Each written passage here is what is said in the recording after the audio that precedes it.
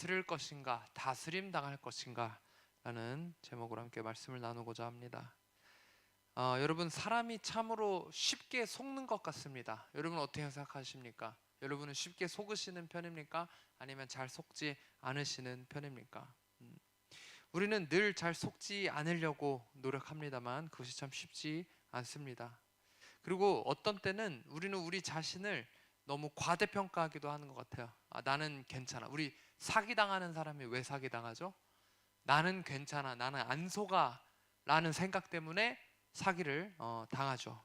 이런 것처럼 우리를 과대평가하기도 하지만 인간이라는 존재 자체가 원래 굉장히 잘 속는 그런 존재라는 거예요. 어떤 한 사람이 자신은 정말 굉장히 똑똑한 줄 알았었던 사람이 있습니다. 정말 우리나라에서 내노라는 이름만 대면 다 아는 그런 대학교를 이제 졸업한 어떤 청년이에요. 근데 이 청년이 길을 가다가 어떠한 새로 개업한 병원의 현수막을 보게 됐습니다.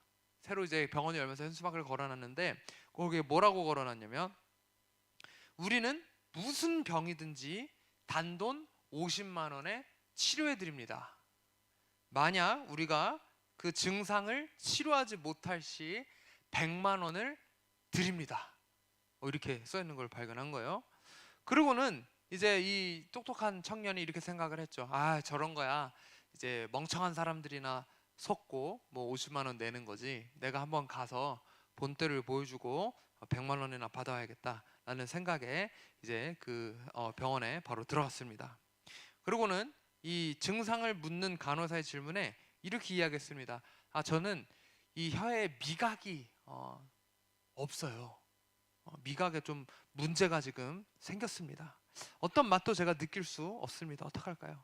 그러고는 간호사가 접수를 하고 의사가 잠시 뒤에 이 청년을 불렀습니다. 그리고는 이 청년이 이렇게 이야기합니다. 미각이 없는 것도 고치실 수 있나요? 그때 이 의사가 이렇게 이야기하는 거예요. 그럼요. 저희 병원에는 그에 딱 맞는 약이 있습니다. 저기 김 간호사 22번 약을 가져와서 이 환자 혀에 3방울을 떨어뜨리도록 해 라고 이 의사가 이렇게 이야기했습니다. 그러자 이 간호사가 어떤 걸 갖고 오더니 이 청년한테 그렇게 이야기하는 거예요. 청년이 이렇게 생각했습니다.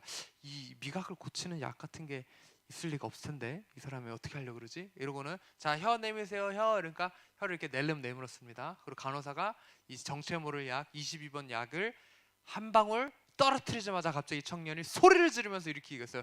이거 뭐야, 이거 휘발유잖아. 아니 왜 휘발유를 혀에다가 붓고 그러세요? 약이라면서요. 그랬더니 의사가 이렇게 얘기합니다.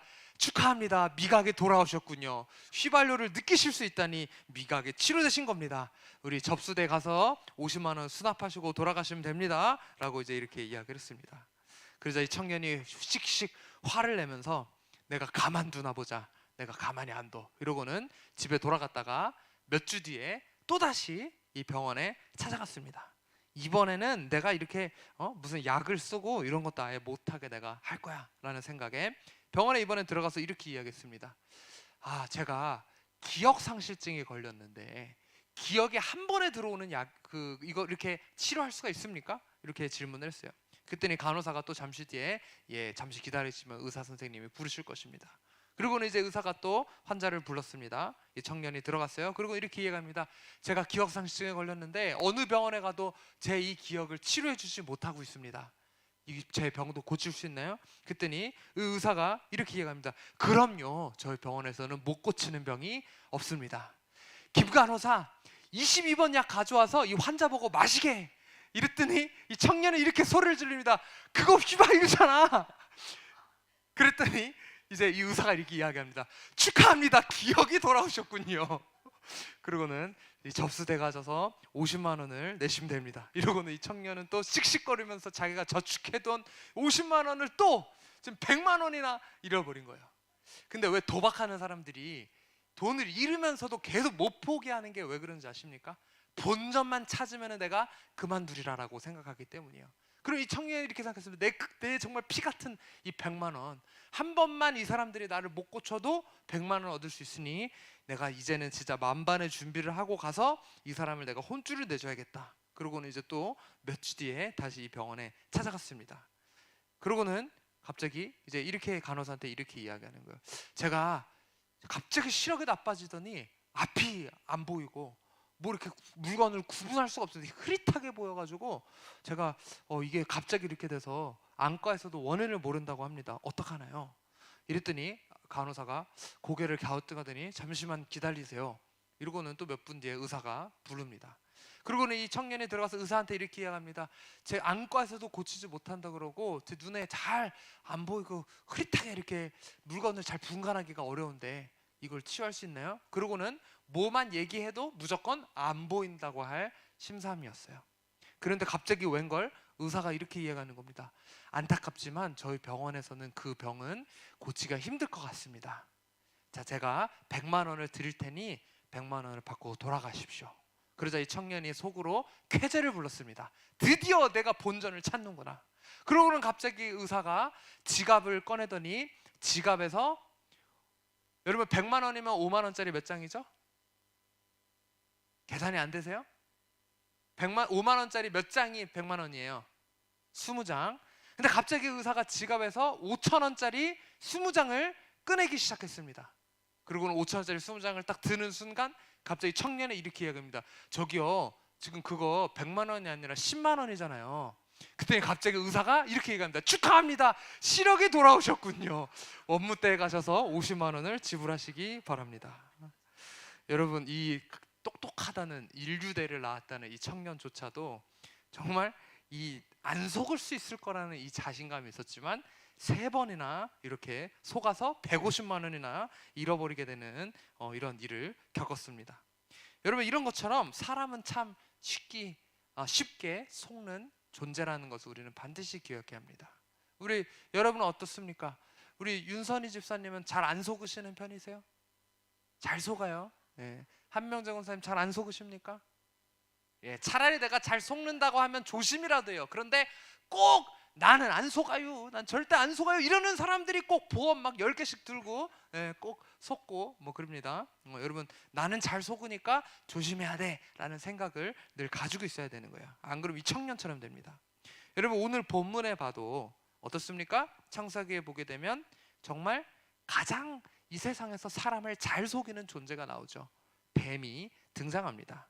그리고 뱀이 하와를 속였고 하와가 그 속아 넘어감으로 인하여서 짓게 된 죄가 오늘날도 우리에게 그 영향을 줄 정도로 심각한 결과를 초래했었다라는 것이죠. 오늘 그래서 우리는 어떻게 여기에 있어서 대처를 해야 하는지, 어떻게 하면 우리가 영적으로 속아 넘어가지 않을 수 있는지에 대해서 함께 나누고자 합니다. 여러분, 마지막 때가 되면 될수록 더욱더 나타나는 특징이 무엇입니까? 미혹의 영들이 더욱더 활개를 치기 때문에 우리가 나도 모르는 새에 속아 넘어가는 영혼들이 너무나도 많다라는 거예요. 지금도 올바른 십자가를 걸어놓고 이단도 아니고 올바른 교단처럼 해놓지만 그 안에서 선포되는 말씀이 전혀 성경적이지 않은 경우가 많다라는 거예요. 교묘하게, 사탄은 늘 우리에게 교묘하게 다가와 속이는 존재입니다. 자, 오늘 이 본문에 등장했었던 뱀도 그냥 뱀이 아니죠. 요한계시록 12장 9절에 보면 이렇게 이야기하고 있습니다. 한번 같이 읽어보겠습니다. 시작. 큰 용이 내쫓기니 옛뱀 곧 마귀라고도 하고 사탄이라고도 하며 온 천하를 꿰는 자라. 그가 땅으로 내쫓기니 그의 사자들도 그와 함께 내쫓기니라. 자, 여기서 이 뱀의 정체를 이야기하고 있습니다. 창세기에 등장했던 그 옛 뱀의 정체가 무엇이다? 바로 사탄이라고 분명하게 기록하고 있습니다. 사탄은 누구입니까? 우리의 대적 아니겠습니까? 자, 그래서 오늘 이 본문에서 이 사탄의 특징, 이 뱀의 특징이 나오고 있다는 거예요. 그리고 그 특징을 아는 것이 우리의 이 영적 싸움을 해나가는 것에 있어서 굉장히 중요한 역할을 한다라는 것이죠. 자, 오늘 이 창세기 3장 1절에서도 분명히 이렇게 기록하고 있습니다. 다시 오늘 본문 3장 1절 띄워주세요. 그런데 뱀은 여호와 하나님이 지으신 들짐승 중에 가장 어떠한 존재라고 이야기합니까? 간교하다라고 이야기하고 있습니다. 간교한 자는 너무나도 쉽게 사람을 속일 수 있다라는 것이죠. 그리고 심지어 예수님께서 사탄에 대해서 표현하실 때 뭐라고 표현하셨냐면 그는 거짓의 아비라고 표현을 했습니다. 거짓말을 밥 먹듯이 잘한다라는 것이죠. 너무나도 그럴듯하게 거짓말을 할 줄 아는 존재가 바로 이 사탄, 뱀의 특징이라는 것이에요. 여러분 오늘 본문을 보아도 마찬가지입니다. 오늘 4절을 보게 되면 이 사탄이 여자를 꼬실 때 뭐라고 꼬십니까? 너희가 결코 죽지 아니하리라 라면서 이야기를 하죠. 그런데 과연 하나님께서 이렇게 얘기하셨을까요? 자, 창세기 2장 17절 보게 되면 하나님이 동산 중앙에 있는 나무를 보면서 이렇게 이야기하죠. 자, 2장 17절 읽어주세요. 시작. 선악을 알게 하는 나무의 열매는 먹지 말라. 내가 먹는 날에는 반드시 죽으리라 하시니라. 자, 선악과를 먹으면 어떻게 된대요? 반드시 죽는다고 이야기했잖아요. 근데 오늘 본문으로 다시 돌아와서 자, 아까 거기 3장 4절 말씀 보세요. 사탄이 그런데 뭐라 그랬다? 결코 죽지 아니하리라. 사탄은 하나님이 말씀하신 것을 갖다가 교묘하게 바꿔가지고 너 하나님이 반드시 죽는다고 했어? 아니야, 그러지는 않을 거야 라면서 헷갈리게 만들고 속아 넘어가게 교묘히 거짓을 이야기를 한다라는 것이죠. 여러분 사탄이 예수님을 시험하는 장면에서도 마찬가지입니다. 광야에서 예수님이 시험 받으실 때 사탄이 하나님의 말씀을 교묘히 바꿔가지고 말씀을 가지고 예수님에게 도전하는 것처럼 보이지만 원래 이 사탄이 인용하였었던 말 중에 특히 이 이사야서의 말을 인용하는 부분이 있어요. 근데 보면은 원문하고 약간 단어의 뉘앙스나 이런 표현들을 조금 다르게 이야기하는 부분을 우리가 볼 수 있습니다. 우리 이단들이 또 잘하는 게 뭐죠? 똑같은 성경 보는 것처럼 이야기하지만 교묘하게 말 바꿔가지고 막 지들 마음대로 교리를 만들어 놓잖아요. 그래가지고 뭐 심지어 이 교주가 짜맞춰 놓은 그 교리가 개역 한글판에만 맞으니까 이제 또 개역 개정판으로도 바꾸지도 못하고 그걸 이제 보고 제가 본 것 중에 제일 웃겼었던 게 신천지에서 왜 이 그 언약궤 위에 있는 천사를 보고 여러분 뭐라 그러죠? 그룹이라 그러잖아요. 그룹이 여러분 그 영어예요? 영어로는 체루빔이에요. 체루빔. 예. 근데 갑자기 신천지 목사가 나오더니 거기에 나오는 이 그룹이 이 물이라는 거예요. 물이 갑자기 왜 영어 단어가 나와요? 지들 마음대로 이제 해석하면서 우리가 그래서 우리의 이 무리를 뜻하는 거다. 우리 이 그룹을 뜻하는 거다.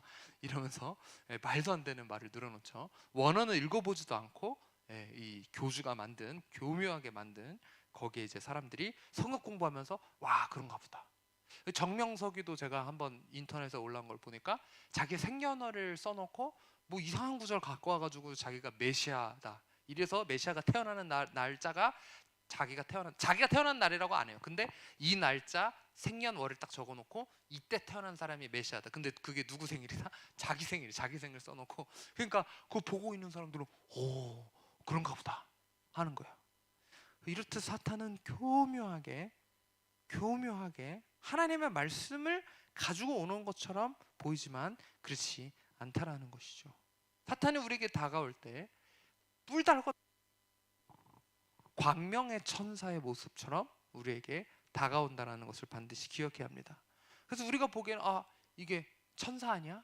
하나님이 주시는 말씀인가? 라면서 교묘히 속아 넘어갈 수밖에 없게 만든다라는 것이죠. 그래서 마지막 때에 판치는 게 미혹의 영에 가득 찬 거짓 선지자, 거짓 선생들 이런 사람들이 판친다라고 분명하게 경고를 하고 있습니다. 여러분 사탄의 목적은요 사람들을 속임으로 인해서 하나님의 이 말씀에 의심을 하게 하는 것이 사탄이 갖고 있는 목적이에요. 여러분 이 1절에 3장 1절 한번 보면 여기에 이렇게 이야기하고 있어요. 자 보십시오. 그런데 뱀은 여호와 하나님이 지으신 듬질순 중에 가장 강교하니라. 뱀이 여자에게 물어 이르되 하나님이 참으로 너희에게 동산나무의 열매를 먹지 말라 하시더냐. 너 하나님이 그 이야기한 게 진짜야? 참으로 그랬어? 이렇게 이야기를 하고 있는 것이죠. 자 사탄 입장에서는 어떻습니까? 하나님이 하와에게 분명히 정말로 이야기하셨다라는 것을 알고 있어요. 그리고 하와도 하나님이 정말로 자기에게 이 동산에 있는 열매를 먹지 말라라고 했다라는 것을 하와도 알고 있었을 거예요. 그런데 여기서 갑자기 이 뱀이 진짜야? 라는 의문을 던졌을 때 이 의심의 씨앗이 하와의 마음에 심겨지기 시작했다라는 거예요. 그리고는 하나님의 말씀이 헷갈리기 시작했습니다. 이때 당시 이 에덴 동산에 있는 아담과 하와가 받았었던 유일하게 지키는 말씀이 사실 이거 하나 아닙니까? 근데 이 하나밖에 없는 그 말씀조차도 헷갈리기 시작한 거예요. 그러면서 흔들리기 시작했습니다. 무엇 때문에? 사탄이 심어준 의심의 씨앗 때문입니다. 여러분, 다시 한번 말씀드립니다. 사탄은 우리를 속이는데 그 속임의 목적이 무엇이다? 하나님의 말씀을 의심하게 하기 위해서 속인다라는 것을 여러분 반드시 기억하십시오. 사탄은 우리의 확실함을 불확실함으로 바꾸고 우리의 믿음을 불신앙으로 바꾸려고 한다는 것을 우리는 기억해야 합니다. 안타깝게도 제가 최근에 이제 열심히 이제 복음을 전하고 신앙생활을 도왔었던 한 사람이 있어요. 근데 이 사람이 원래는 이제 이단 가정에서 자랐어요. 부모님도 이단 가정에서 만나서 결혼을 하고 거기서 이제 자라가지고 그리고 어렸을 때는 그 이단을 열심히 믿은 거예요. 거기 이제 경전도 읽고 뭐 거기서 그 교주라고 여기는 사람을 정말 예수로 여기고, 그런데 점점 커가면서 보니까 그게 아니라는 것을 알고 이 종교라는 것 자체에 대한 불신이 너무나도 커졌어요. 그리고는 이제 저희 교회를 나오고 신앙생활을 하면서 조금 그런 틀들이 깨어져 가고 있는데, 다시 한번 말씀드리지만 사탄이 절대로 이런 사람을 가만히 내버려 두지 않죠. 마음에 하나둘씩 의심의 씨앗을 던져주기 시작합니다. 그리고는 그 의심의 씨앗이 계속해서 자라나기 시작합니다. 그때마다 어떻게 합니까? 예배로 나오고 말씀으로 나가서 하나님이 정말로 말씀하신 것이 무엇인지 기억하고 깨닫고 늘 그것을 이어가야 하는데, 이 말씀으로 나아가고 하나님께 가까이 나아가는 것보다 마음에 사탄이 심어준 생각들을 계속해서 묵상하기 시작한 거예요. 그러면서 결론을 내린 것이 무엇이다? 역시 그 이단의 경전과 성경과는 다를 것이 없이 이 성경도 믿을 게 못 된다. 교회에서 이야기하는 그 예수도 정말인지 확신할 수가 없다, 믿을 수가 없다라는 그런 결론을 내렸다고 이야기하고 온 교회를 떠났습니다. 물론 이제 그 친구를 위해서 계속해서 기도하고 있습니다만은, 여러분 이런 것처럼 사탄이 우리에게 심어주는 이 생각들과 씨앗들은 굉장히 교묘하게 떨어뜨립니다. 여러분 잡초 보십시오. 관리 안 해주면 얼마나 무성하게 잘 자랍니까? 이 땅을 갈아줘야 그런 생각들이 엎어지는 거예요. 근데 우리 베드로후서에 보면 뭐라고 이야기했죠? 우리의 대적마귀 사탄이 우는 사자같이 우리를 집어삼키려고 으르렁거리고 있는데, 근데 우리는 너무 넉넉히 있다는 거예요. 우리에게 심겨 들어오는 그런 악한 생각들, 우리에게 심겨 들어오는 이런 의심의 씨앗들에 있어서 우리는 적극적으로 대응하지 않고 있는지도 모르겠습니다. 여러분이 의심하고 있는 하나님의 말씀은 무엇입니까? 여러분이 확실하다라고 믿고 있었지만 흔들리고 있는 믿음의 영역은 무엇입니까? 하나님 여러분에게 주신 언약들이 있을 것입니다. 하나님 여러분에게 분명하게 말씀하신 또 주셨던 말씀이 있을 것입니다. 그런데 그것을 믿음으로 신뢰하고 기다리기보다 오히려 계속해서 의심하게 만드는 것이 사탄의 목적이라는 것을 우리가 기억해야 합니다. 여러분, 우리는 절대 거기에 흔들리지 마십시오. 사탄에게 내어주지 마십시오. 여러분, 그리고 사탄은 또 사람을 유혹하는 재주가 굉장히 뛰어나죠. 자, 유혹하기 위해서 그냥 유혹을 하는 것이 아니라 그 유혹하는 대상에 흥미가 될 만한 것을 유발을 해서 유혹을 합니다. 여러분, 이 하와가 지금 이 선악과 근처에 처음 갔을까요?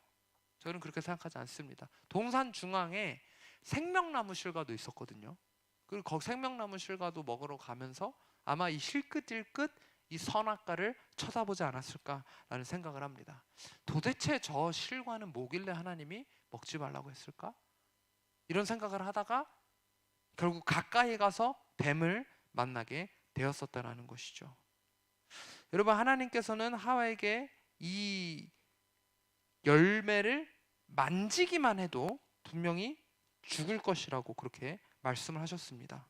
그런데 왜 이 하와는 그 나무의 근처에서 얼쩡거리고 있었을까요? 이 나무 열매에 대한 어떤 호기심과 관심이 그녀를 유혹되게 만들었었다라는 것이죠. 그리고 사탄은 이 하와의 관심에 대해서 분명히 인지하고 있었다라는 것입니다. 그래서 사탄이 하와를 속일 때 그녀의 관심을 끌만한 것으로 유혹을 했지, 만약에 이 하와가 관심이 없었다면 거기에 넘어가지 않았다라는 거예요. 왜 처음부터 하와를 선택해서 유혹했을까요? 아담은 맨 처음부터는 선악과에는 관심이 없었는지도 몰라요. 아담이 관심 있었던 것은 무엇이죠? 하와잖아요. 자기 안에. 그렇기 때문에 하와가 주는 그 실과를 먹은 것이죠.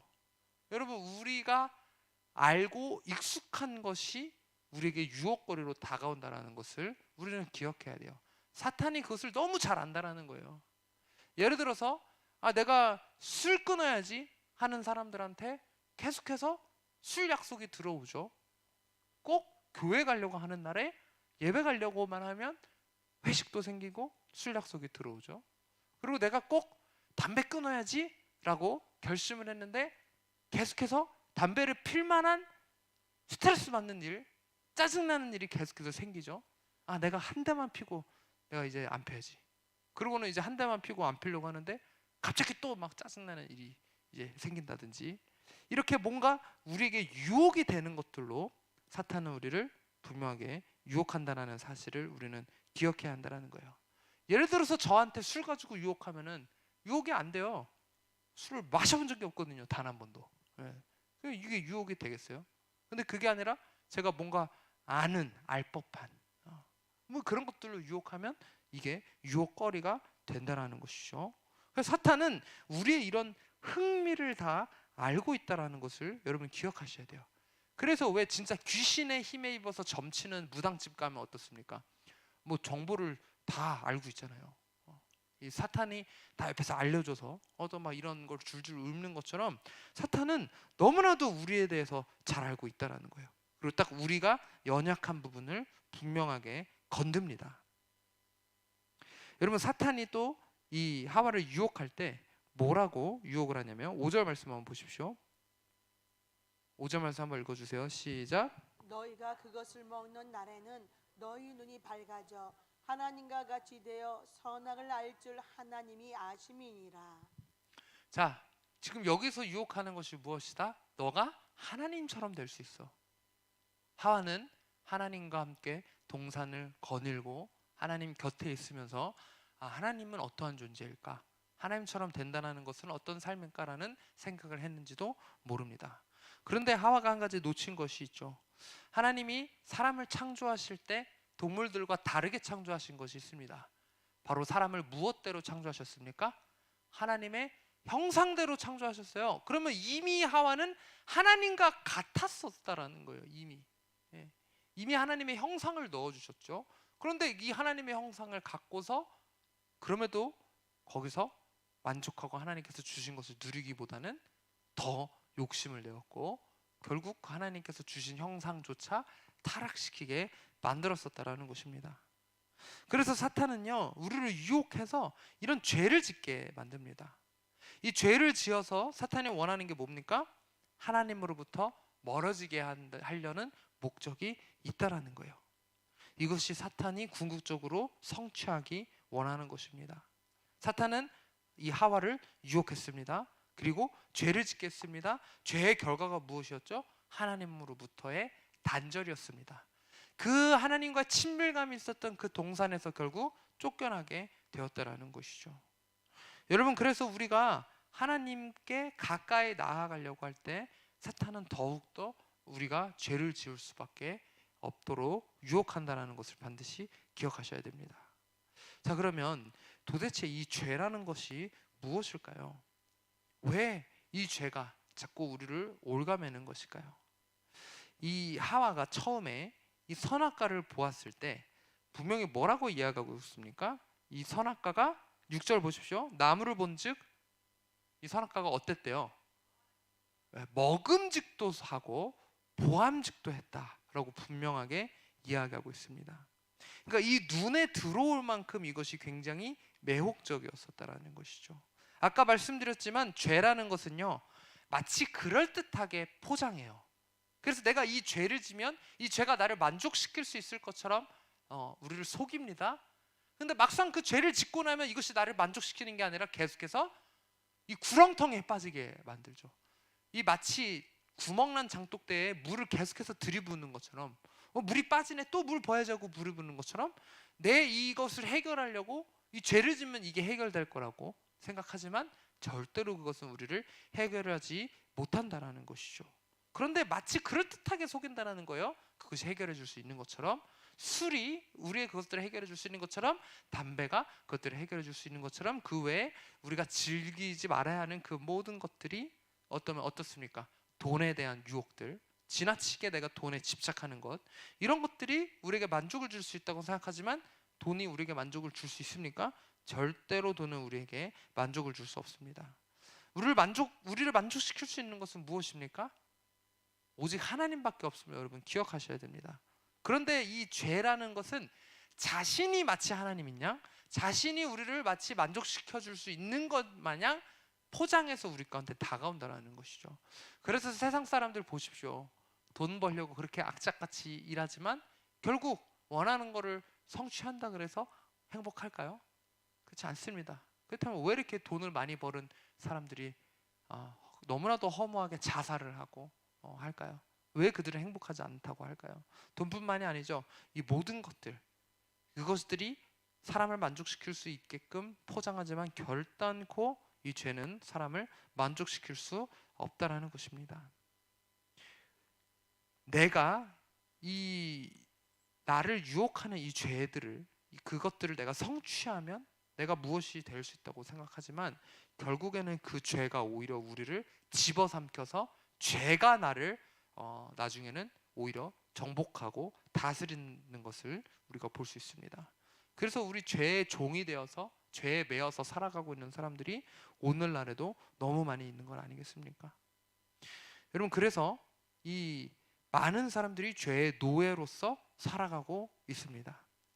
마치 이 바이러스처럼 이 죄는 사람들이 또 전염되게 만들고, 다른 사람도 내가 죄의 노예가 되었어요, 또 다른 사람도 죄의 노예가 되게끔 만드는 어떤 이런 특징이 있습니다. 하와가 이 선악과를 먹는 죄를 지었을 때 바로 한 행동이 뭐죠? 회개가 아니라 바로 남편도 똑같은 죄를 짓게 만들었었다라는 것입니다. 여러분, 그래서 우리는 우리 가운데 들어오는 죄가 나뿐만이 아니라 우리 주변 역시도 타락시킬 수 있음을 우리는 기억해야 합니다. 나랑 가장 가까운 사람, 내 가족을 비롯하여 우리의 공동체도 타락시킬 수 있음을 우리는 기억해야 합니다. 그래서 우리 사탄이 맨날 공격하는 게 또 누구예요? 우리 목사님들 공격 많이 하잖아요. 목사님이 넘어져야 이 그 밑에 있는 성도들이 우후죽순 이 죄에 전염될 수 있기 때문이에요. 양심에 화에 맞은 것처럼 회개하지 않고 계속해서 단위에 서서 그럴듯한 말씀을 선포하고 은혜를 끼치다 보면 계속해서 마음은 마비되죠. 그러면 어떻게 됩니까?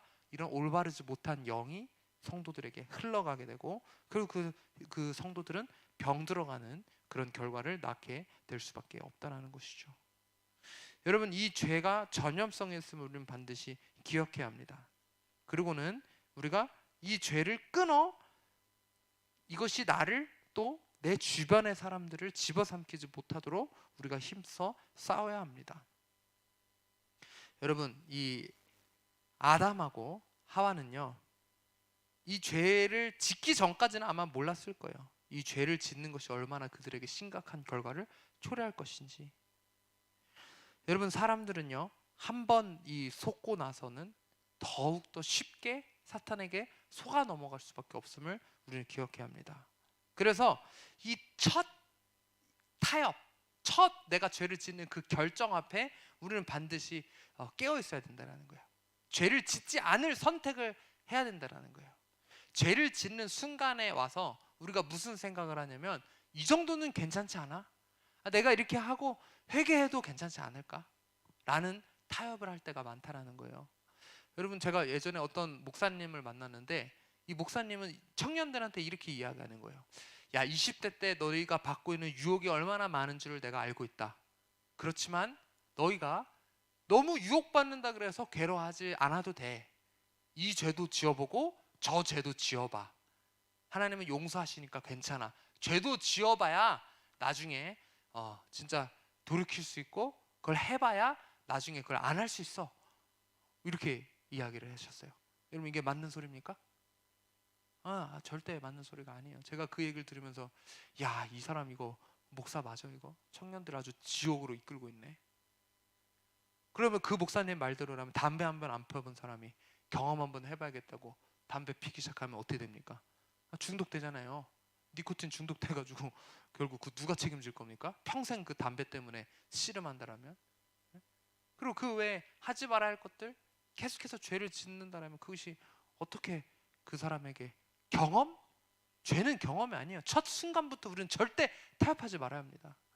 죄가 들어오는 순간 그 죄가 우리를 집어삼킬 수 있을 만큼 죄는 강력합니다. 물론 우리 안에 계신 하나님이 더 강력하시죠. 근데 죄의 목적이 뭐냐? 사탄이 결국 결론적으로 뭘 하려고 그러냐? 죄를 통해서 하나님과 우리의 관계를 끊어내려고 한다 그랬잖아요. 죄의 또 다른 특징이 뭐냐면 결국 이 중독성이 있다는 거예요. 내가 알면서도 그 반복적으로 계속해서 그 죄에 빠져들 수밖에 없게 계속해서 우리를 올가맨다라는 것이죠. 그래서 우리는 이 죄를 짓는 그 순간 바로 우리는 딱 그 죄를 거부하고 일어나야 된다는 것입니다. 여러분 혹시 그 오리 혓바닥 먹어보신 분 계세요? 오리 혓바닥? 오리 혓바닥 맛있을 것 같아요? 우리 권사님 오리 혓바닥 드리면 드시겠어요? 안 드시겠죠? 네. 그런데 저는요, 제가 그 예전에 중국에 있을 때 오리 혓바닥을 먹어본 적이 있어요. 식당에 갔는데 아주 고급 요리예요. 접시에 오리 부리만 이렇게 한 10개 이렇게 나와요. 굉장히 비싼 요리예요. 거기서 이제 젓가락으로 혓바닥만 이렇게 빼가지고 먹거든요. 근데 이 식감도 좋고, 원래 왜 우설, 저희 소혀도 먹잖아요. 엄청 부드럽고 쫀득쫀득하면서 굉장히 맛있어요. 저는 그걸 먹어봤기 때문에 지금도 그 얘기를 하면서 생각하면서 군침이 돌아요. 왜? 그 맛을 알기 때문이요. 근데 우리 여러분은 제가 오리 혓바닥 얘기했을 때 뭔 소리요 저게? 별로 군침 도셨던 분이 없으셨을 거예요. 그쵸? 왜? 그 맛을 모르기 때문이에요. 여러분 죄도 마찬가지입니다. 내가 그 맛을 몰라야 이게 유혹이 안 된다는 것이죠. 예를 들어서 제가 금식하고 있는데 사탄이 제 옆에 와서 계속 오리 혓바닥을 보여주고 오리 혓바닥 그러면 이게 제가 막 배고픈데 자꾸 그 오리 혓바닥이 생각이 나겠죠. 근데 여러분한테 오리 혓바닥을 아무리 보여줘도 어메 저 징그러운 거 금식하는데 오히려 도움이 되죠. 식욕 억제하는데. 여러분 이런 것처럼 죄의 그 순간에 있어서 반드시 기억하셔야 돼요. 내가 절대 타협하지 않겠다. 심지어 내가 아는 거라 하더라도, 예를 들면 내가 끊었던 건데 사탄이 그걸 다시 갖고 올 때가 있어요. 그럼 그게 나한테 또 유혹이 되죠. 내 전에 그것을 알기 때문에. 그렇기 때문에 내가 토합하고 에라 모르겠다고 그 죄를 짓는 것이 아니라, 그러면 또 그 맛을 봤기 때문에 더더욱 헤어나오기가 어려워요. 그것이 아니라 단번에 우리가 예수 그리스도의 이름으로 그 모든 죄를 끊어내고 죄의 이름조차도 부르지 않는 여러분들이 되셨으면 좋겠습니다. 그래서 하나님이 뭐라고 하셨습니까? 자, 분명히 이 열매를 어떻게 하라고? 3절에 먹지도 말고 어떻게 하지도 말라? 만지지도 말라. 근데 왜 거기를 가가지고 거기 있냐고요? 예? 먹지도 말고 만지지도 말라. 그렇게 하면 죽는다 그랬는데도 왜 가가지고 그 나무 근처에서 얼쩡얼쩡 거리고 있습니까? 여러분 죄 근처에 가서 얼쩡얼쩡 대고 계시진 않으십니까? 나는 괜찮아. 나는 넘어지지 않을 수 있어. 그런즉 선줄로 한 자는 넘어질까 조심하라. 여러분 죄와 힘써 싸우십시오. 아까 말씀드렸죠? 우리는 너무나도 속기 쉬운 존재예요. 나는 넘어지지 않을 수 있어. 나는 거룩해. 나는 괜찮아. 그러지만 사탄은 교묘하게 우리에게 다가옵니다. 나는 기도 많이 해서 괜찮습니다. 그런데 그럼에도 불구하고 사탄은 우리에게 접근해요. 영적인 교만도 우리를 넘어지게 합니다. 내가 기도로 나아가기 힘쓰는 이유가 뭡니까? 영적으로 능력받기 위해서 그런 것이 주된 이유가 되지 않기를 바랍니다. 물론 우리가 기도할 때 하나님 우리에게 영적인 능력을 주시죠. 근데 영적으로 능력받았다는 사람들이 왜 이렇게 성령의 열매가 없죠? 교만의 죄에 빠지기 때문이에요. 우리가 기도해야 할 이유는 하나님 앞에 바로 서 있기 위해서, 하나님을 경외하기 위해서, 죄에 쓰러지지 않기 위해서. 주님을 더욱더 경험하고 그 임재 가운데로 나아가 겸손하게 그분의 곁에 거하기 위해서, 그런 목적으로 우리가 기도하기를 힘쓰기를 원합니다. 그 외에 그 어떤 것도 우리에게 틈타지 않을 수 있도록 여러분, 사탄에게 절대로 이 죄의 부분들을 허락하지 마십시오. 그 모든 것들을 단칼에 끊어내셨으면 좋겠습니다. 자, 우리가 죄를 지었을 때 이 죄를 지은 이후에 나타나는 결과들이 있음을 우리는 또 기억해야 합니다. 자, 먼저 첫 번째, 죄를 짓고 나면 어떨까요? 우리 가운데 수치심이 밀려옵니다. 자, 7절 말씀 한번 읽어주십시오. 시작. 이에 그들의 눈이 밝아져 자기들이 벗은 줄을 알고 무화과 나무 잎을 엮어 치마로 삼았더라. 자, 죄를 짓자마자 그들의 눈이 밝아져서 들어온 것이 무엇이다? 수치심이 그들 가운데 들어왔다는 거예요. 이 사람들이 죄를 짓기 전에는 이 벗은 것을 알지 못했어요. 수치스럽지 않았어요, 하나님 앞에. 그런데 이 죄를 짓고 나니까 자신 안에 있는 연약함을 마주하게 됐다는 거예요. 그리고 그 연약함으로 인한 수치감이 밀려 들어왔다는 것입니다. 그리고 결론적으로 이 수치심을 통해서 사탄은 우리가 하나님께 나아가지 못하게 만들어요. 수치심으로 인해서 하나님 앞에 설 수 없게 만드는 것이 사탄이 원하는 것입니다. 그래서 때로는 우리가 하나님 앞에 철판 깔고 그럼에도 불구하고 주님, 제가 죽을 죄를 졌습니다, 이렇기 때문에 내가 주님이 필요합니다라고 주님 앞에 나아갈 필요도 또 있다는 거예요. 하나님은 우리의 어떠함을 떠나서 우리를 기다리시는 분이라는 것을 반드시 기억해야 합니다. 그런데 이 죄라는 것은요, 우리가 하나님 앞에 서지 못해요. 너 그런 존재잖아, 너 연약한 존재잖아, 너 또 죄 지은 존재잖아 라면서 우리에게 계속해서 속삭입니다. 여러분, 이들 가운데 죄가 들어오기 전에는 어떻습니까? 하나님이 그들의 그 연약함을 감싸주셨다라는 거예요. 그들의 그 벌거벗음을 하나님의 임재로 덮어주셨다라는 거예요. 그런데 지금은 어떻습니까? 죄를 지은 이후에 그들이 무엇으로 그들의 몸을 가리기 시작합니까? 스스로 무화과 나무 잎을 엮어 자기의 몸을 가리기 시작합니다. 자신의 노력으로 자신의 수치를 숨기려고 합니다. 여러분, 절대 우리의 노력으로는 우리의 연약함을 덮을 수 없음을 기억하십시오.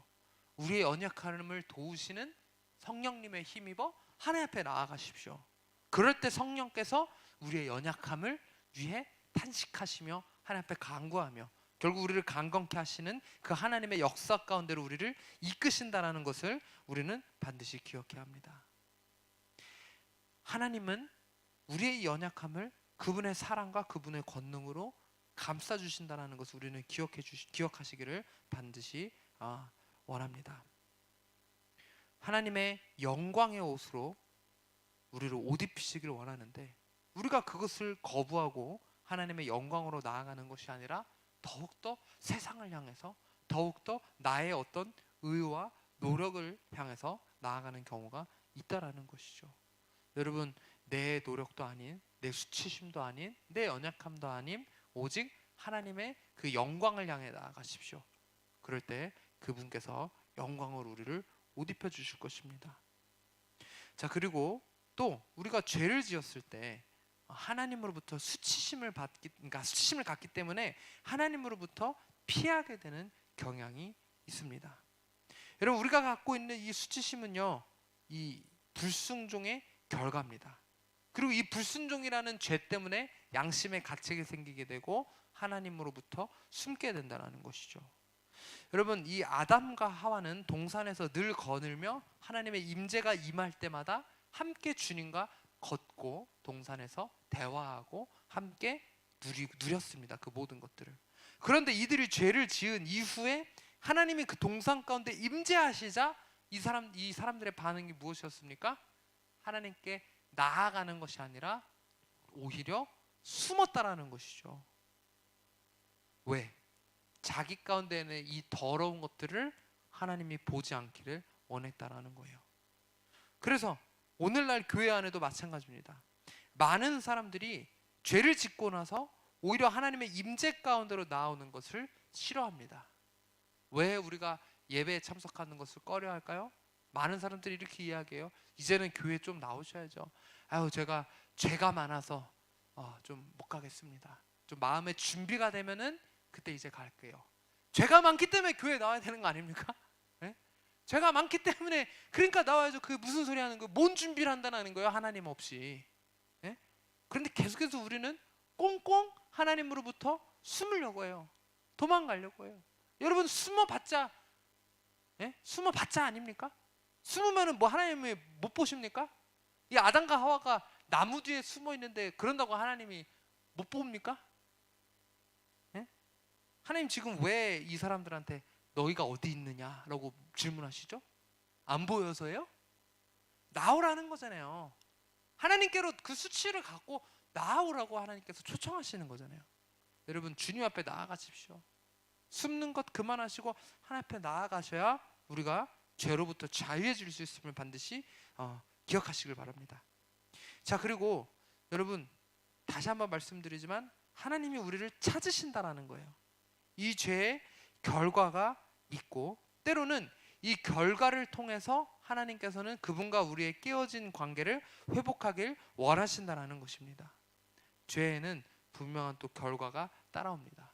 여러분 우리가 이 법을 한번 생각해 볼까요? 법정에 세워진 사람들을 보십시오.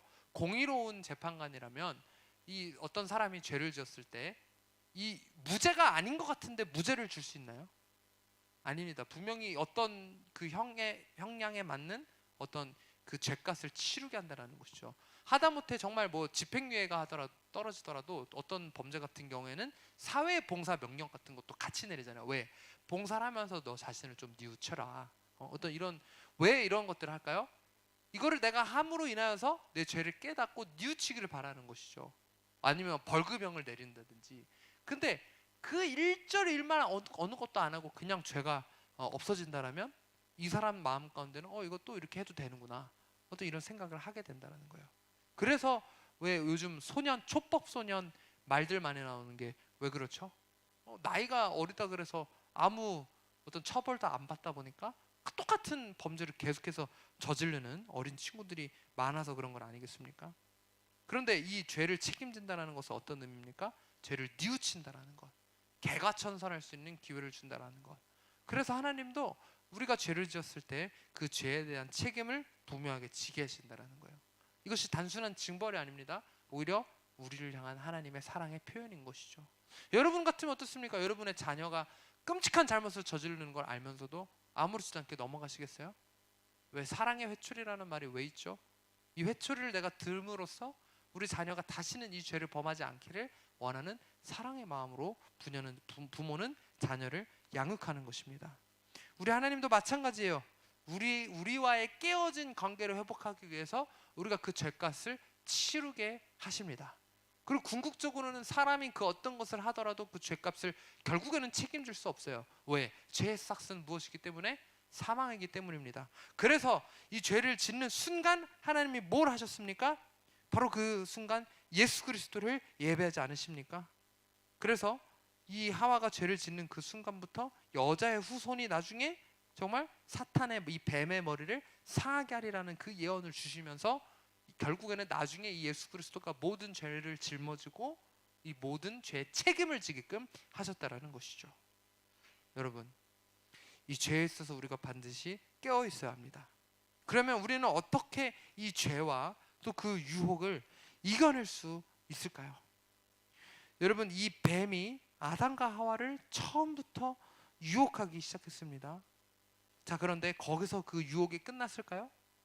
사탄은 오늘날도 우리를 유혹하고 있음을 우리는 반드시 기억해야 합니다. 여러분,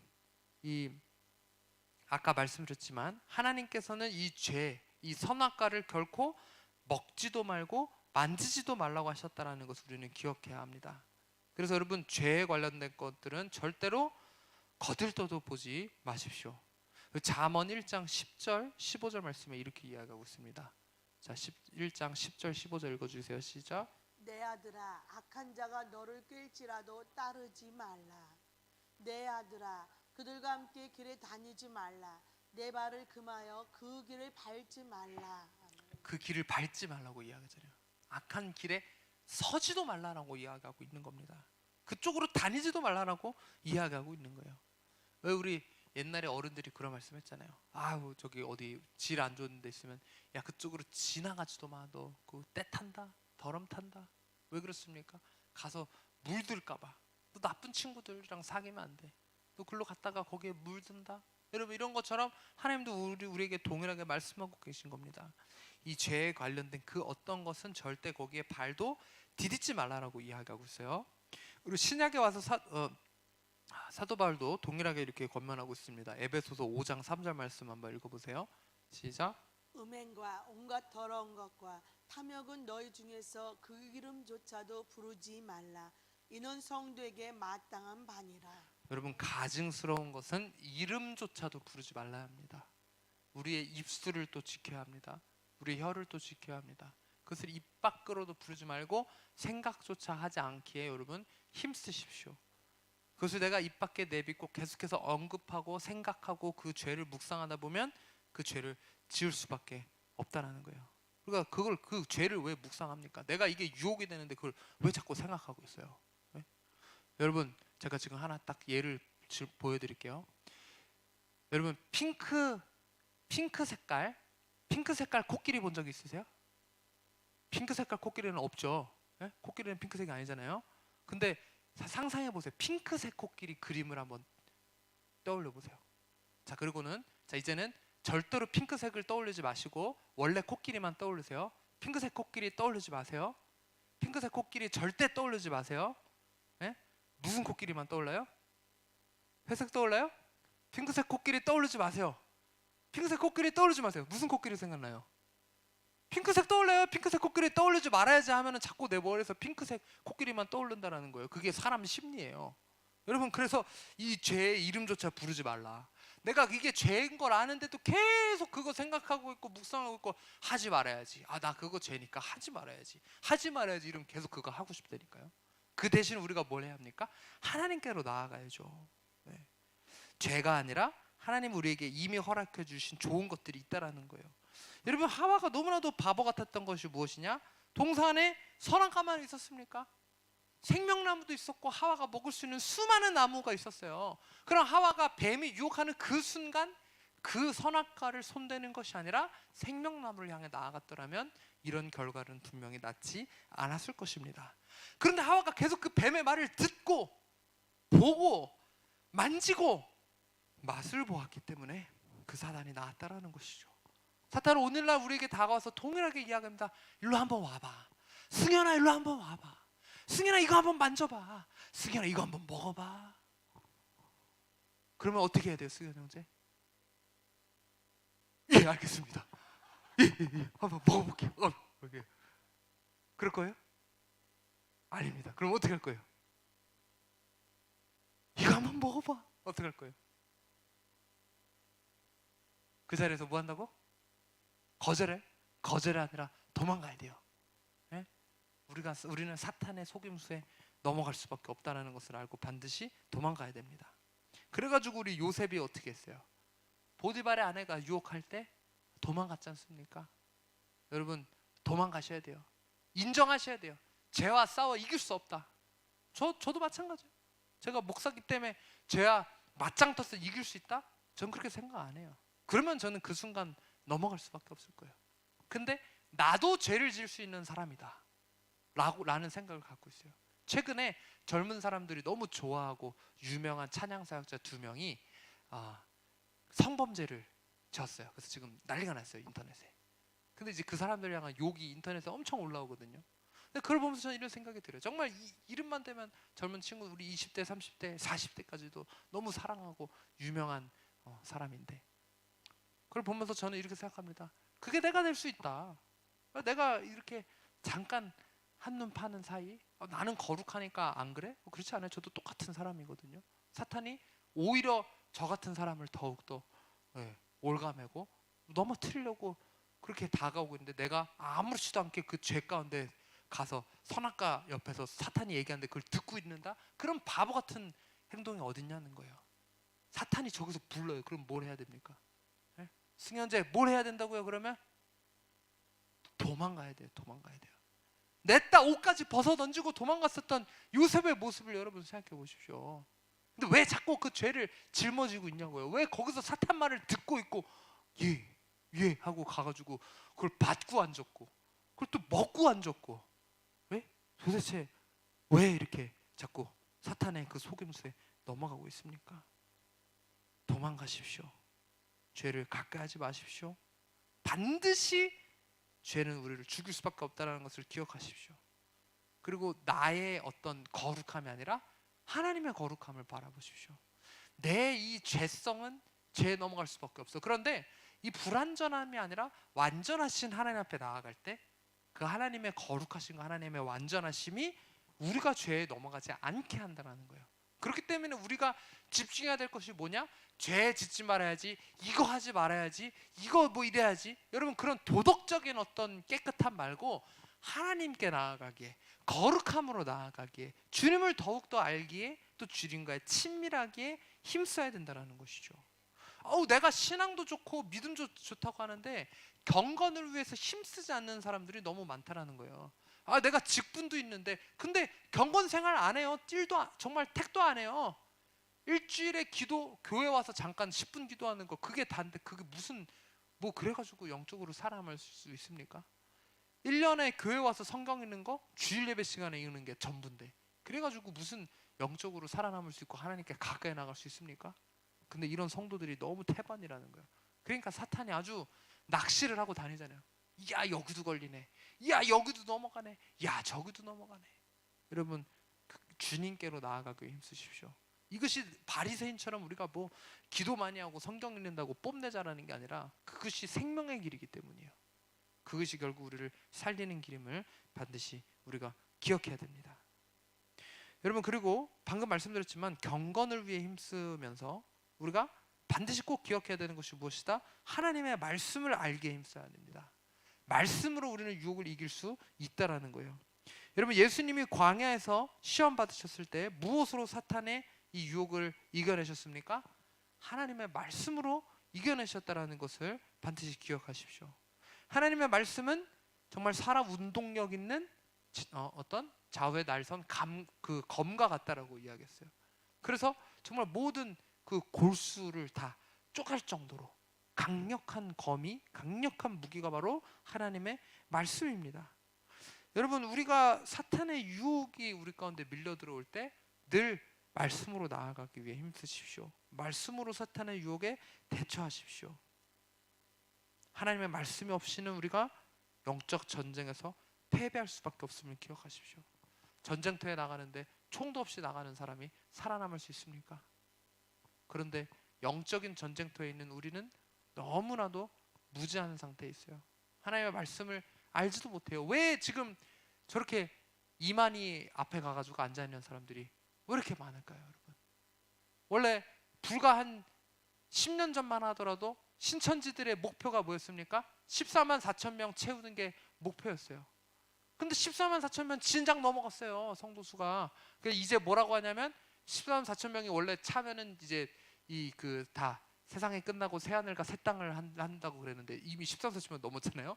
그 이만희가 이제 뭐라 그러냐면 그 중에서 이제 알고가 쭉정을 또 가른다. 진짜 이 14만 4천 명의 순전한 성도를 이제 채울 때가 다가올 것이다 라고 또 해가지고 그 지들 가운데 이제 또 여러 가지 또 그러면서 이 참된 14만 4천 명이 들기 위해서 또 전도해야 된다 그러니까 또 열심히 전도하고. 여러분, 그 이만희가 예수라는 데 벌써 14만 명이 넘게 거기 다니고 있다라는 게 이게 말이 되냐고요. 왜 거기 넘어가죠? 말씀을 모르기 때문이에요. 여러분, 그래서 우리가 말씀 알기에 힘써야 합니다. 우리 가운데 말씀이 충만할 때 사탄이 틈타지 못해요. 여러분 생각해 보십시오. 여러분이 죄에 넘어갈 때 왜 죄에 넘어갑니까? 네? 왜 죄의 유혹에 빠집니까? 말씀 충만하지 않을 때 죄에 빠져 넘어간다는 거예요.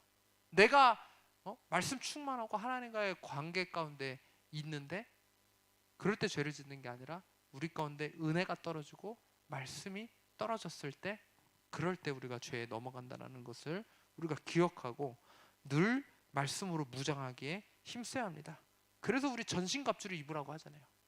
칼도 없고 무기도 없고 도대체가 뭘 어떻게 하겠다라는 거예요. 여러분 지금 생각해 보십시오. 이 추운, 얼마나 춥습니까?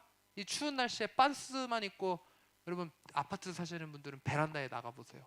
거기서 얼마나 거기서 주무실 수 있겠어요? 여기 밖에서 반스만 입고 승연제 잘 수 있어요? 그런데 영적으로 아무 준비도 없이 무기도 없고, 예? 그 갑옷도 없고, 내가 춥지 않기 위해서 온갖 내복도 껴있고 외투도 껴있고 온갖 것을 춥지 않게 해서 준비하지만 내 영이 얼어 죽어가고 있는데, 내 영이 화살 맞아 죽어가고 있는데 팬티만 입고 전쟁터에서 뛰어다니고 있는 사람들이 너무 많다라는 거예요. 여러분은 어떻습니까? 팬티만 입고 뛰어다니는 사람이 나는 아닙니까? 우리 옆 사람한테 한번 물어보세요. 당신입니까? 팬티만 입고 다니시진 않습니까? 보세요. 벌써 지금 정신이 나가 있는 사람들이 많잖아요. 팬티만 입고 뭐 하고 있는 사람들이 많다라는 거예요. 영적으로 무장하십시오. 자, 그다음 여러분, 우리가 또 이 유혹을 이기려면 무엇으로 유혹을 이길 수 있을까요? 기도로 유혹을 이겨낼 수 있다는 것을 기억하십시오. 여러분, 기도는 하나님께서 우리에게 주신 또 다른 강력한 무기입니다. 왜 그렇죠? 우리가 기도할 때 무엇으로 기도합니까? 기도할 때 여러분 무엇으로 기도하세요? 네? 우리 여기 형제님 직분 있으신가요? 네, 형제님 기도할 때 뭐로 기도하세요? 하나님 믿고 기도하세요? 기도할 때 하나님 기도합니다, 하나님 믿음으로 기도합니다 이렇게 마치세요? 그렇게 기도하시면 안 돼요. 네, 잘못 기도하시는 거예요. 우리가 어떻게 기도해야 합니까? 누구의 이름으로? 예수님의 이름으로 기도해야죠. 그래서 예수님이 말씀하시잖아요. 너희는 이렇게 기도하라. 네? 예수 그리스도의 이름에 능력이 있기 때문이고 그 이름의 권세를 사용할 수 있는 힘을 우리 가운데 주셨다라는 거예요. 그래서 여러분, 기도는 가장 무능력한 인간이 전능하신 하나님께 끈을 댈 수 있는 도구예요. 무엇으로? 예수 그리스도의 이름으로. 그래서 예수님이 내 이름으로 구하는 그 모든 것을 다 이루어준다라고 말씀하셨지 않습니까? 여러분, 기도하기 위해 힘쓰십시오. 기도가 능력을 경험하는 너무나도 중요한 통로입니다. 기적을 경험하는 너무나도 중요한 통로라는 것을 우리가 반드시 가슴에 새겨야 합니다. 많은 사람들이 기도한다고 하면서 어떤 이런 체험을 하지 못하는 경우가 많아요. 여러분, 기도로 유혹을 이겨낼 수 있습니다. 기도로 능력을 경험할 수 있습니다. 기도로 하나님이 우리에게 허락하신 많은 선물들을 누리십시오. 영적인 권세들을 여러분 누리십시오. 우리가 기도하는데 하나님이 우리 편에 계신데 우리가 두려울 것이 무엇이겠습니까? 여러분, 한번 생각해 보십시오. 나한테 정말 지구 최강의 무기가 있다라고 생각해 보세요. 요즘 젊은 친구들이 좋아하는 영화 중에 아이언맨, 마블이라는 그런 게 있거든요. 아이언맨이 뭐냐면 이렇게 막 철 갑옷 같은 그런 걸 입고 막 하늘도 날아다니고 미사일도 쏘고 이래요. 그래서 공격을 당할라 하더라도 버튼 하나만 딱 누르면, 아니면 누르지 않더라도 자동으로 AI가 인식해서 막 어디서 갑옷이 날아와서 딱 그 근처에 있다가 딱 막 방어를 해요. 네. 여러분, 이런 게 있는 사람이 두려울 게 있겠습니까? 이런 최신식 무기로 방어막도 형성해주고 공격도 해주는데 두려울 것이 없다라는 것이죠. 그런데 그것을 우리에게 이미 허락해 주셨다는 거예요. 기도를 통해서 우리가 보호받을 수 있고 기도를 통해서 악한 영을 대적할 수 있도록 하나님 우리에게 이미 최고의 것을 허락해 주셨는데 우리는 그 최고의 것을 사용하지 않아요. 그리고는 그냥 가슴 한켠에 묻어둡니다. 밥 먹을 때만 개눈 훔치듯이 그냥 하나님 잘 먹겠습니다, 아멘 이러고 그냥 하루에 그거 한두 번 기도할까 말까 하는 사람들이 많다라는 것이죠. 여러분, 능력의 기도를 맛보십시오. 아니, 겟세마네 기도원에 왔으면 이 능력이 넘친다라는 소문이 있대잖아요. 네? 우리 목사님 소문 듣고 오셨다 그러지 않으셨어요? 무슨 소문을 듣고 오셨습니까? 예, 능력 있다는 소문 듣고 오신 거 아니겠습니까? 맞죠? 그러면 여러분 능력 경험하고 가야 되는 거 아닙니까? 아유, 겟세마네 기도원 가는데 뭐 아무것도 없던디. 거기서 뭐 기도해도 뭐 별거 없던디. 꼭 이 영적으로 약간 멍하는 사람들이 그런 말을 많이 하고 가요. 근데 이제 딱 영적으로 깨어 있는 사람들은 겟세마네 기도원 굴다리 들어오자마자 막 넘어갈라 그래요. 여기 뭐냐고 여기.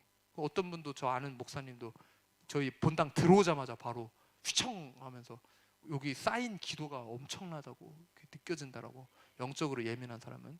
근데 멍해가지고 사탄이 그 막고 있는데 멍하고 여기서 기도를 하는데 그냥 맨날 먹고 자고 자빠져서 뒹굴고 그냥 그냥 뭐 따뜻하게 하고 뭐 권사님 식당밥 맛있기는 한데 그 겟세마네 기도원 가면 밥이 맛있어. 그거밖에 없어? 겟세마네 기도원 갔다 온 기억이 밥 맛있는 거밖에 없으면 안 된다라는 거예요. 여러분, 기도의 능력을 경험하시오. 여기가 기도원인데 어디 가서 힘써서 기도합니까? 사람들 정말 세상에서 그 모든 것을 차단하고 기도원 들어가서 능력을 경험한다라고 기도원 들어오는데, 여러분 우리가 그 능력을 경험하며 능력의 삶을 기도로서 살아가는 그런 우리가 되었으면 좋겠습니다. 여러분, 그리고 또 마지막으로 이 죄를 이길 수 있는 방법, 히브리서 12장 2절 말씀 한번 읽어보세요. 시작. 믿음의 주요 또 온전하게 하시는 이인 예수를 바라보자. 그는 그 앞에 있는 기쁨을 위하여 십자가를 참으사 부끄러움을 개의치 아니하시더니 하나님 보좌 우편에 앉으셨느니라. 그러면 온전하게 하시는 이가 바로 예수입니다. 그래서 그 예수님을 온전히 바라보기 위해 힘써야 합니다. 우리가 예수님을 바라보지 않을 때 유혹에 넘어가고 속고 넘어질 수밖에 없다라는 거예요. 우리의 그래서 시선을 들어 주님을 바라보기 위해 힘써야 합니다. 내 삶 가운데 거룩하지 못한 것들, 더러운 것들, 음란한 것들, 정욕들, 그것만 묵상하지 마시고 우리의 눈을 들어 예수 그리스도를 바라보십시오. 그 예수 그리스도가 우리를 자유케 하시고 온전하게 한다는 것을 반드시 기억하시기 바랍니다. 여러분, 제가 한 가지 이 창세기 3장을 히브리어로 읽다가 제가 신학교에서 깜짝 놀란 적이 있어요. 여러분 생각에는 이 사탄, 뱀, 굉장히 무섭고 내가 이길 수 없고 다스릴 수 없는 존재라고 생각이 되실 겁니다. 자, 그런데요, 이 창세기 3장 1절을 보시면, 창세기 3장 오늘 보면 1절 보여주세요. 여기서 이 뱀은 여호와 하나님이 지으신 들짐승 중에 가장 강교하다고 이야기했어요. 자, 뱀이 지금 어디 카테고리에 들어있습니까? 들짐승이라는 카테고리에 들어있어요. 자, 그런데 여러분 한번 생각해 보세요. 히브리어를 몰라도 이거는 여러분이 아실 수 있는 부분이에요. 한국어로 읽어도. 자, 창세기 1장으로 한번 가볼게요. 1장 28절 말씀 한번 읽어주세요. 하나님이 이 그 아담을 창조하시고서 이렇게 이 명령을 주시죠. 자, 함께 읽습니다. 시작. 하나님이 그들에게 복을 주시며 하나님이 그들에게 이르시되 생육하고 번성하여 땅에 충만하라. 땅을 정복하라. 바다의 물고기와 하늘의 새와 땅에 움직이는 모든 생물을 다스리라 하시니라. 아멘. 자, 여기 1장 28절에서 사용된 모든 생물, 이 생물이라는 히브리어 단어가 하야라는 히브리어예요. 하야. 자, 그런데 제가 이걸 하야를 다스려라. 근데 이거 아까 그 3장 1절에서 뱀이 들짐승이라 그랬잖아요. 그 들짐승이 하야트, 그 뒤에만 조금 틀리거든요. 살짝 틀려요. 제가 갑자기 창세기 1장 1절을 보다가 또 히브리어로 3장 1절을 또 보다가 이거 보니까 갑자기 이거 뭐야? 이거 같은 어원이에요. 그러니까 같은 단어에서 나온 거잖아요. 아니, 그러면은 아담이 하와가 들짐승인 뱀을 다스릴 권세가 처음부터 있었다 없었다? 여러분, 들짐승이 생물 아닙니까? 히브리어 몰라도 알 수 있는 거예요. 근데 제가 이걸 한국어로 읽을 때는 못 봤는데 히브리어로 읽다 보니까 이거 단어가 똑같이 생겼잖아요. 끝만 다르고. 그래서 제가 교수님을 찾아가서 이렇게 말씀드렸어요. 내가 이거 읽다가 이거 봤는데 이거 같은 단어라고 봐도 되는 거 아니냐. 그랬더니 교수님이 깜짝 놀라시면서 너 박사과정 해라. 너 그걸로 논문 써라. 야, 나도 지금 처음 봤다. 근데 그게 맞다. 그러시더라고요. 네, 제가 박사했으면 지금 여기 안 왔죠. 네, 어디 교수로 갔겠죠. 근데 어쨌든 하여간 여러분, 이거를 한 번도 우리가 생각을 안 한다라는 거예요. 처음부터 아담과 하와는 뱀을 다스릴 권세가 하나님 주셨다라는 거예요. 다스리라고 하셨잖아. 다스릴 능력을 주셨어요. 그러면 하와가 이 나무에 갔는데 뱀이 여기서 낼름낼름 거리네. 일로 와봐, 일로 와봐. 그럼 하와가 어떻게 써야 돼요? 이런 그때 예수님이 아니지. 하나님이 내게 명령을, 내게 권세를 주셨으니 저리 싹 꺼져. 그러면은 뱀이 그냥 찍소리도 못하고 그냥 이러고 도망갈 수 있었다는 거죠. 근데 뱀이 저기서 부르니까 뭐라고? 와보라고? 어이구 예쁘네. 뭐라고? 다스릴 수 있는 권세가 있었는데 오히려 뱀의 다스림을 받아버린 거예요. 네? 거꾸로. 여러분 이걸 보면서 야, 참 바보 같다. 그 다스릴 수 있는 힘을 하나님 이미 주셨는데도 그걸 사용도 안 하고 그 능력을 오히려 거꾸로 그러고 있는 그 모습이 얼마나 미련한가. 저는 이 창세기 얘기를 생각할 때마다 하와를 보면 우라통이 터집니다. 그런데 여러분 한번 생각해 보세요. 오늘날 우리는 어떻습니까? 우리에게도 동일한 권세를 주셨습니까? 안 주셨습니까? 생육하고 번성하라, 땅에 있는 모든 생물을 다스리라, 우리에게도 주신 말씀입니까? 아닙니까? 그러면 우리는 그 들짐승 뱀을 다스릴 권세가 있습니까? 없습니까? 그런데 왜 자꾸 뱀한테 넘어가시죠? 뱀이 혀를 낼름낼름 하고 있는데 뭐가 좋다고 가서 나도 한번 핥아줘 가서 그러고 있죠. 여러분 그 뱀을 다스리십시오. 뱀에게 다스림 받는 게 아니라 죄에 언제까지 질질 끌려다닐 거예요. 이제는 일어나서 그 뱀을 대적하십시오. 뱀에게 명령하셔야 됩니다. 예수 그리스도의 이름으로 명하노니 썩 물러거라. 떠나갈지어다. 너는 나를 유혹할 그 권세가 너에게는 없다. 우리가 이렇게 예수님의 이름으로 선포할 때 이미 주님이 우리가 허락해 주신 그 권세로 그 뱀은 떠나갈 것임을 우리는 기억해야 합니다. 사탄은 절대 우리의 삶을 다스리지 못할 것입니다. 하나님이 우리에게 오히려 그것들을 부릴 수 있는 권세를 주셨기 때문입니다. 여러분 사탄에게 너무 쫄지 마십시오. 사탄에게 넘어가지 마십시오. 하나님께서 주신 권세로 죄와 싸워 승리하고 죄에서 자유하게 되는 그 보혈의 능력을 믿음으로 주님 앞에 나아가 그 하나님께서 우리에게 허락해 주신 수많은 것들을 누릴 수 있는 저와 여러분들이 되시기를 주님의 이름으로 축원합니다. 같이 함께 기도하시겠습니다.